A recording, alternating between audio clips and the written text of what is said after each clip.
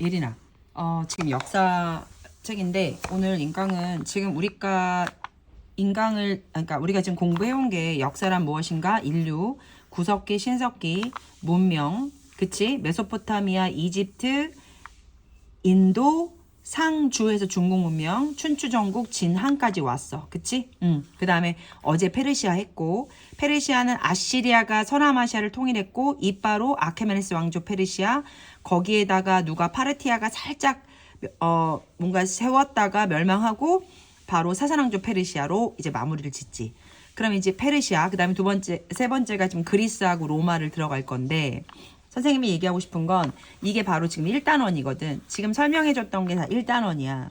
문명의 발생이지. 이게 문명의 발생이지 않겠니? 그치? 그 다음에 고대 세계의 형성. 페르시아도 서남아시아에서 나라가 시작된 고대 제국. 그리스 로마도 유럽에서 시작된 고대 제국들이야.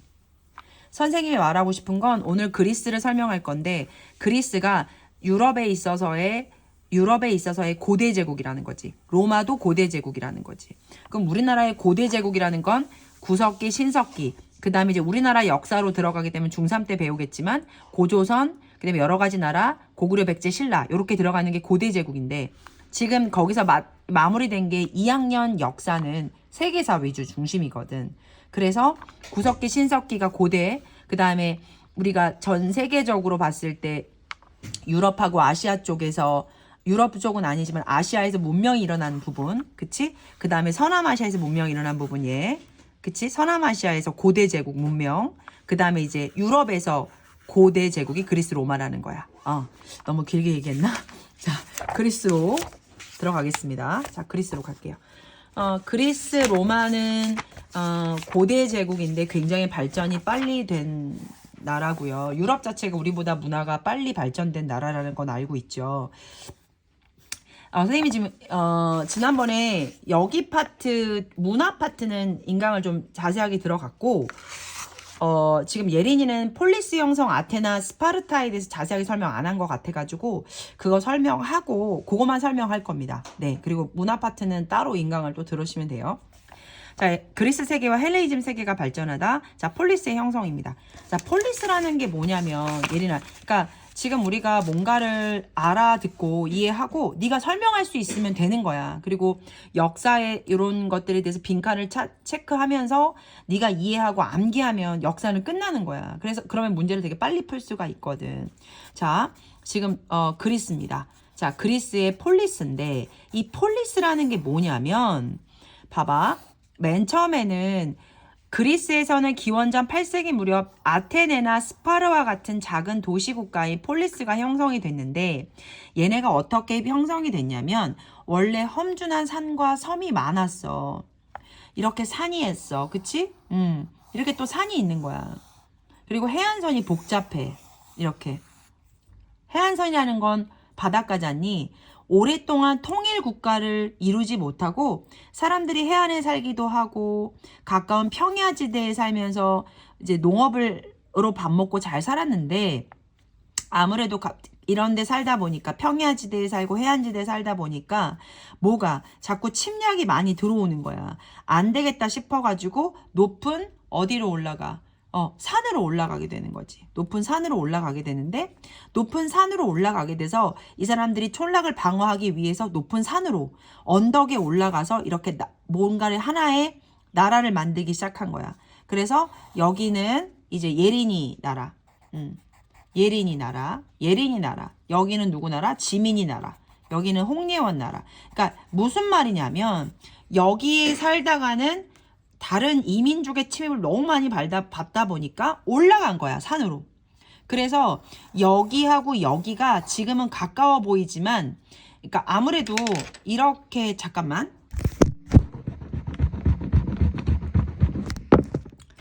자, 뭐 예를 들어서 이렇게가 예린이가 살고 있는 곳이고, 여기가 이제 예를 들어서 지민이가 살고 있는 곳이다라고 해볼게. 그러면 예린이하고 지민이가 있는 곳은 가까워 보이지 모르겠지만 굉장히 험준해. 서로 가기가 힘들어. 그래서 예린이하고 지민이가 야! 이렇게 멀리서 소리를 지르면 들리기는 하지만 왕래하지는 않았어. 그러면 예린이는 그냥 하나의 폴리스가 된 거고 지민이도 그냥 하나의 폴리스가 돼서 서로 각자 사는 거야. 뭐처럼? 그냥 각자 도시처럼. 근데 이 각자 도시처럼 이 산 게 폴리스라고 하는 거야. 얘는 예린이 폴리스, 얘는 지민이 폴리스가 된 거지. 그리고 여기도 또 누가 또 살아. 여기는 예를 들어서 뭐 민식이 폴리스, 여기는 누구야? 용숙이 폴리스. 자, 각자 살고 있는 민족이 있는 거지. 하지만 왕래를 별로 하지를 않아. 여기 밑에 살았을 때는 왕래를 했는데 이민족의 침입으로 인해 가지고 굉장히 힘들었던 거니까 산으로 올라가 버린 거야. 그래서 꼭꼭 닫고 지네끼리만 산 거지. 이 하나의 폴리스끼리만 산 거야. 그런 개념이야, 폴리스가. 그리스에서는 기원전 8세기 무렵 아테네나 스파르와 같은, 그럼 여기 아테네고 여기가 스파르타가 되는 거지. 아테네와 스파르타와 같은 작은 도시 국가인 폴리스가 형성됐는데 그리스가 험준한 산과 섬이 많아. 그래서 해안선이 복잡해. 오랫동안 통일 국가를 이루지 못하고 사람들은 해안에서 가까운 평야지대에 촌락을 이루고 살다가 이민족의 침입을 많이 받아가지고 다시 어디로야? 높은 산으로 올라가게 된 거야. 이것이 바로 폴리스로 발전하게 된 거지. 높은 산으로 올라가게 된 거야. 그리스 본토와 지중해 각지에 건설된 수많은 폴리스에 나뉘어 살던 그리스인들은 동일한 언어를 사용하고 같은 신들을 믿었대. 잘 봐봐. 여기가 지금 예린이가 살던 폴리스, 지민이가 살던 폴리스. 여기는 아테네야. 아테네. 여기 이제 스파르타라고 하자. 아테네하고 스파르타가 가장 유명한 폴리스였대. 그런데 얘네들끼리 서로 만나는 날이 있어. 그게 바로 4년마다 한 번씩 올림피아를 열어. 그러니까 올림픽 여는 거야. 올림픽. 서로 4년마다. 그래가지고 4년마다 한 번 만나. 어머, 어떻게 지냈니? 잘 지냈니? 이렇게. 그리고 같은 신을 믿었어. 그리고 동일한 언어를 사용했다. 그러니까 같은 민족이긴 한데 폴리스로 묶여서 그냥 지네들끼리 4년 동안은 살았던 거야. 왕래 안 하고. 동일한 언어를 사용을 한다. 같은 신들을 믿었다. 하지만 왕래는 안 하고 4년마다 한 번씩 만나서 올림픽은 한다. 그게 바로 폴리스야. 자, 폴리스를 밑에 볼게. 이게 지금 폴리스의 구조다. 산에 올라가서 얘네들이 산에 올라가서 얘네가 예린이 폴리스야. 그러면 예린이 폴리스에는 예린이와 비슷한 사람들이 모여서 살고 있는 거야. 근데 맨 위에는 아크로폴리스라고 하는데 여기는 폴리스가 가장 높은 언덕에 세워졌고 신전이나 군사 시설을 담당해. 밑에는 아고라야. 그냥 폴리스가 나라라고 생각하면 돼. 그 종족인데 얘네들이 아무래도 이제 군사에 대해서 민감하잖아. 그치? 그래서 위에서 군사 노력을 하고 군사 훈련을 하고 그다음에 뭐가 신한테 제사 지낼 신전이 있어. 밑에는 뭐냐면 광장이야. 사람들이 모여가지고 회의하고 토론하고 밥 먹고 살고 운동하고 이러는 곳이야. 이게 바로 아고라라고. 그래서 폴리스는 어떤 형성이냐면 맨 위에는 아크로폴리스가 있고 밑에는 아고라가 있어. 자, 이것이 바로 폴리스입니다. 밑에 가볼게요. 자, 그럼 봐봐. 내가 얘기했잖아. 그러면 이 폴리스가 가장 유명했던 나라가 폴리스의 나라들이 10개 있다고 치자. 그 폴리스의 나라가 10개 있어. 자, 봐봐, 예린아. 이런 폴리스가 10개 있는데 이 중에서 가장 유명한 폴리스가 아테네. 그리고 가장 두 번째로 유명했던 게 스파르타. 1바, 2바. 1등, 2등인 거야. 자, 그 중에 아테네를 한번 설명을 들어볼게. 아테네 되게 중요하다.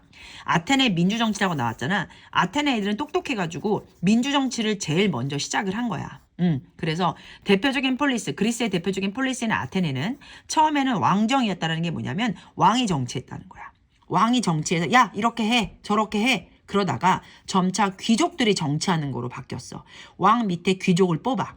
그래서 걔네들이 회의를 하면서 귀족으로 정치를 했는데, 귀족들이 정치를 했는데, 그게 뭐로 바뀌었냐면, 바로 그러니까 민간인들도 정치에 참여해서 함께 회의하고 그 회의한 결과의 정치를 이루는 민주정치로 바뀐 거지. 그러니까 맨 처음에는 왕정, 두 번째는 귀족정, 그러다가 어떻게 점차적으로 시민들이 같이 하는, 시민들이 함께 하는 민주주의 정치로 바뀌게 되는 거야. 민주주의 정치라는 건 시민들이 정치하는 거지. 시민들이 정치하는 거야.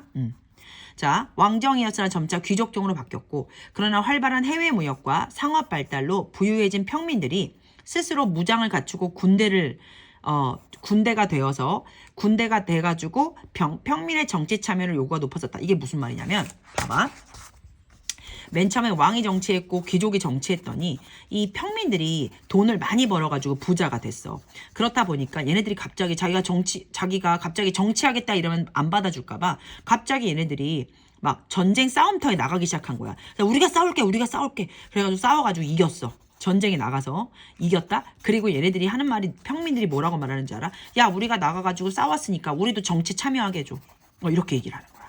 야, 우리가 나가서 싸우면서 이겼잖아. 그러니까 우리도 나라를 위해서 정치 참여할 수 있게 해줘. 그래가지고 이 평민들도 정치에 참여하게 된 거야. 평민 참여가 되는 거지. 평민 정치 참여가 된 거지. 이러면서 민주주의가 발전이 됐다는 얘기를 하고 있는 거야, 선생님이. 무슨 말인지 알겠니? 자, 정치 참여가 높아졌다. 기원전 6세기. 그래서 민주주의가 시작이 됐는데 그 민주주의 일파가 솔론이 시작을 했어. 근데 이 솔론이 되게 나쁜 애야. 왜냐면 되게 재수가 없어. 왜 그러냐면 시민들이 가진 재산 정도에 따라서 참정권과 군사적 의무를 부여하는 거야. 예를 들어서 예린이는 돈이 많아. 그러면 너는 참정권, 정치에 참여할 수 있는 권리를 10번 줬어. 그럼 노용숙은 돈이 없어? 그럼 너는 2번이나 1번 와. 이렇게. 사람들이 돈이 있냐 없냐에 따라 참정권과 군사적 의무를 달리한 거야. 아주 개 같은 거지. 그치?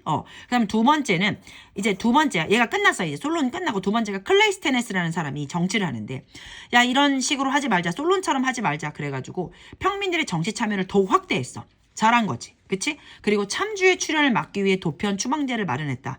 참주라는 건 뭐냐면 비합법적인 방법으로 정권을 장악하는 독재자를 얘기해.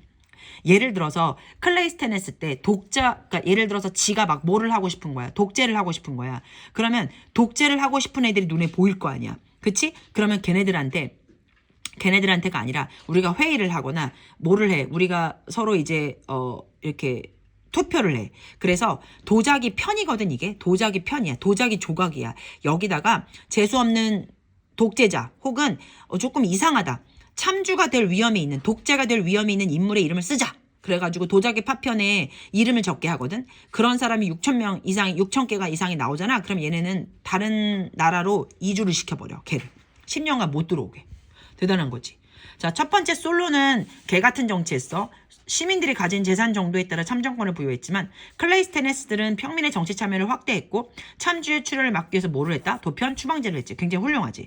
그리고 나서 그리스하고 페르시아가 전쟁이 일어나. 아까 페르시아 기억나? 아까 페르시아가 아니라 어제 했잖아. 페르시아, 아시리아, 아크메네스 왕조 페르시아, 사사왕조 페르시아. 걔네들하고 전쟁을 하거든. 그래가지고 누가 이겼을게? 그리스가 이겼어. 왜냐하면 아까 얘기했지. 1바가 아테네고 2바가 스파르타라고 폴리스 중에서. 그 폴리스 중에서 스파르타가 되게 싸움을 잘해. 그래가지고 이 그 폴리스들끼리 싸웠어. 누구하고? 그리스 페르시아하고. 페르시아하고. 그래서 전쟁에서 이겼다? 누가 이긴 거야? 그리스의 그 폴리스들이 이긴 거야. 그래 너무너무 좋아서 난리가 났어. 그리고 아테네의 세 번째 민주정치의 사람이 누구냐면 페리클레스라는 사람이 지도자가 됐어. 맨 처음에 솔론이 됐고 두 번째는 클레이스테네스가 됐고 그 다음에 전쟁이 일어나서 이겼고 그 다음에 페리클레스가 이제 민주정치를 하게 됐는데 이 페리클레스 때가 시험 무조건 나오는 게 뭐냐면 얘가 완전히 민주정치 전성기야. 제일 잘했다는 거야. 이 시기에는 아테네 미네가 뭐니? 백성민자 모일회자. 백성들이 다 모였어. 막 몇천 명이 모여가지고 막 회의를 해. 이런 데서 회의를 해. 아고라 광장이거든. 회의를 하고 만약에 뭔가 회의가 결정이 났잖아. 그러면 그걸 바로 법으로 정하는 거야. 그게 입법권이야. 우리 법은 누가 만들어? 국회의원이 만들지. 하지만 얘네는 서로 모여가지고 자신의 의사를 표해가지고 법을 만든 거야. 미네를 통해서. 대박이지. 페리클레스 때는 정말 뭐 한 거야? 민주정치가 전성기를 이뤘고 되게 성숙됐어. 마치 지금이랑 비슷하잖아. 이게 고대 그리스라는 거지. 고대인데도 옛날 역사인데도 이런 걸 했다는 거야. 우리는 막 뭐 할 때, 막 독재하고 있을 때, 우리나라 막 삼국 고구려 백신 신라 때도 막 이렇게 안 했는데, 그러니까 이제 유럽의 고구려가 왜 나오니? 유럽의 아테네 폴리스는 대단히 성숙됐다. 이거를 이제 알려주고 싶은 거지 나는. 미네가 입법권을 행사했고 국가의 중요 정책을 시민들이 모두 회의를 한 거야. 미네에서 회의하고 토론하고 투표로 결정했다. 야, 투표로 결정을 했대요. 또 장군직을 제외한 밑에 공직자라는 게 뭐냐면 이런 몇천 명이 미네하고 입법권을 하려면 일하는 사람이 필요해 안 필요해? 필요하지. 걔네가 공무원 아닙니까? 그 공무원을 그걸 공직자라고 하는 거야. 그리고 배심원들 여러 가지 일하는 그런 업무하는 사람들이 필요할 거 아니야? 이 사람을 추첨으로 뽑았어. 추첨. 별거 아닌 거라고 생각할지 모르겠지만 돈으로 뽑은 것도 아니고 누군가가 입심으로 막 뽑힌 게 아니고 굉장히 추첨으로 뽑았다고. 추첨. 제비뽑기 같은 거로 뽑았다고. 추첨으로 뽑았고 또 이들에게 돈을 지급했어. 그러니까 가난한 사람들이 추첨이 될 수 있게끔 그 사람들 이름을 적어 넣었을 거고 그 사람들이 추첨이 되면 그 가난한 시민들도 정치에 참여할 수 있도록 이제 뭐 한 거야? 보장을 해준 거지. 일하면서 돈을 받을 수 있게끔. 그러니까 얼마나 좋니? 그치? 그 대신에 뭔가 좀 안 좋은 게 하나 있어. 그게 바로 뭐냐면 되게 좋았는데 페리클레스 때가 여성과 노예 외국인들한테는 참정권을 부여하지 않았어. 다 좋았어. 페리클레스 때가 민주정치의 전성기인데 민회가 입법권을 행사하고 중요 정책을 시민이 함께 모여서 토론과 투표로 결정하고 장군직을 제외한 모든 공직자와 배심원들은 추첨으로 뽑아서 이들이 돈을 받으면서 일할 수 있고 가난한 시민들도 정치에 참여할 수 있게 해줬는데 여성이나 노예나 외국인들은 정치에 참여할 수 없게 만든 거지. 자, 권력의 아테네 정치야. 권력이 소수의 수중에 있지 않고 전 시민에게 있대. 좋지. 우리의 정치 제도를 뭐라고 해? 민주정치라고 부르고. 만인은 법 앞에 평등하다. 공직에 임명할 때 그것은 그가 어느 특정한 계층에 속해져 있기 때문이 아니라 그가 갖고 있는 실질적인 능력 때문이다. 그러니까 어떤 사람이 공직자가 됐어. 그거는 능력 때문에 된 거지 돈 때문에 그런 게 아니라는 거지. 자, 그리고 국가에 대하여 유익한 봉사를 할 수 있는 자라면 누구든지 빈곤 때문에 정치적으로 햇빛을 못 보는 일이 없게 했고 우리는 민회에서 정책을 결정하거나 적절한 토론에 붙인다 라고 하면서 굉장히 멋있는 이야기들을 했어. 이게 지금 학습지에 보이면 이게 이렇게 나와 있거든. 그러니까 이거는 민정치는 쓰고 밑에 거는 그냥 이렇게 읽어만 보고 넘어가도 괜찮을 것 같아요. 자, 그리고 이제 스파르타로 넘어가도록 하겠습니다. 자, 스파르타라는 거는 지금 이게 뭐냐면 아테네가 민주정치로 굉장히 발전을 하고 있었고 스파르타는 어떤 특징이냐면 태어날 때부터 얘네들은 그냥 일어나가지고 군사훈련을 했던 거야. 굉장히 북한 같은 느낌? 스파르타는 소수의 시민이 다수의 피지배층을 감시했다는 게 뭐냐면 소수의 시민이 다수의 피지배층은 정복을 당하는 애들, 소수의 시민은 정복을 하는 지배자야. 그래서 감시하고 통제했고 강력한 군사 제도를 바탕으로 엄격하고 폐쇄적인 사회조도를 유지했어. 북한이라니까. 스파르타의 남성 시민은 어려서부터 집을 떠나 집단생활을 하고 군대야. 엄격한 군사훈련을 받았고 한편 그리스 페르시아 전쟁을 계기로 아테네는 델로스 동맹을 주도하면서 강력한 해상 제국으로 발전했대. 봐라. 아테네를 좋아하는 애들이 모여가지고 아테네를 좋아하는 폴리스들이 모여가지고 폴리스들이 모여가지고 어떤 동맹을 맺었냐면 델로스 동맹을 맺었어. 이해되니 이 말? 그 다음에 스파르타를 좋아하는 폴리스들이 모였어. 그래서 이 폴리스들끼리 모여가지고 무슨 동맹을 맺었냐면 바로 펠로폰네스 동맹을 맺었어. 펠로폰네스 동맹. 그러면 얘는 스파르타를 중심으로 펠로폰네스 동맹이 만들어졌고 얘는 아테네를 중심으로 델로스 동맹이 만들어졌잖아. 그치? 근데 걔네들끼리 서로 싸웠어. 그게 바로 펠로폰네소스 전쟁이야. 그래서 이 전쟁으로 그러니까 스파르타를 중심으로 하는 펠로폰네소스 동맹이 이겼거든. 그래서 국력을 소모한 이 그리스 세계는 혼란에 빠져서 나중에는 마케도니아한테 정복당해. 마케도니아의 알렉산드로스. 자, 스파르타가 어떤 애들이다? 북한과 같이 국가적으로 굉장히 폐쇄적이고 강력한 정권으로 남성들은 집단 생활을 하면서 엄격한 군사훈련을 받았는데 이때 아테네가 1빠고 스파르타가 2빠잖아. 근데 아테네하고 스파르타가 서로 잘 되다가 아테네가 너무 좀 권력을 잡는 것 같으니까 스파르타도 그게 배가 아파서 펠로폰네소스 동맹을 맺고 얘네들끼리 서로 싸웠어. 그 싸움이 펠로폰네소스 전쟁이고 그 전쟁으로 인해서 스파르타가 이겼는데 너무 서로 국력을 많이 소모해서 결국은 마케도니아에서 정복되고 폴리스가 멸망한다는 이야기야. 여기까지 정리해 주시고요. 문화 파트는 제가 지난번에 영상 찍은 거 있으니까 같이 보시고 오늘은 그리스 파트 정리해 주세요.